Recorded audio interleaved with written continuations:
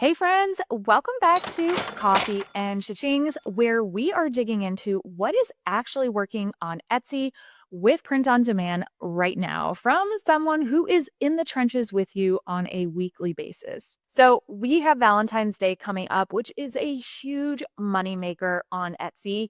And I have been digging into the research to see what is trending using the Everbee research tool. And before we jump in, I want to remind you it's not always just about chasing trends blindly, but it's about following the patterns that are out there. And by using a tool like Everbee that is right there on Etsy when we're doing this research, it makes it super easy to easily spot what things seem to be selling well and where is their potential. So, Valentine's Day in general is just such an interesting holiday when it comes to Etsy because there's just a lot of different directions you can go with it. Of course, there's the romantic side to it, but there's also a lot of different opportunities within Valentine's Day. And what I would like to remind you is please, please, please do not just post a generic Valentine's Day design. All right, so let's jump into what I am seeing that is hot, hot, hot right now on Etsy for Valentine's Day. The first one is going to be this faux yarn design. Now, this one started coming up in the ranks at the end of 2025, and I don't see it going anywhere anytime soon. So the one that I'm showing you here is a design that I created with the Design Lab custom GPT that I offer inside my Gift Lab community to help you bring your designs to life without any design experience. And you can see here that I am cross niching this faux yarn design with the 6-7 trend that appears to not also be going anywhere anytime soon.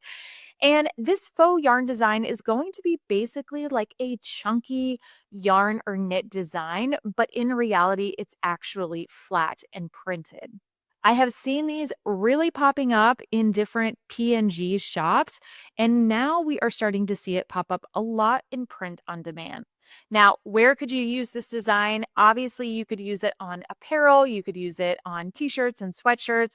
Also think tote bags, maybe pillows, maybe even mugs. There's a lot of different opportunities here. But again, this faux yarn design is popping up in all sorts of niches. And I think this is going to be a big one this year, not just for Valentine's Day, but for the rest of the year. And moving on to trend two, and that is going to be silly geese. And if you have followed me on Instagram or have watched any of my other videos, you might know that I have absolutely loved the silly goose trend for a long time. And it's still here, and we are still seeing it for Valentine's Day. Now, in this example that I designed for you using the Design Lab, you can see that I have cross-niched the silly goose idea with nurses. And this is a good example, again, of blending two niches together or a trend and a customer type together to make your product a little bit more specific and a little bit more special. And this one, again, this silly goose trend seems to be sticking around, not just for Valentine's Day, but for all of 2026.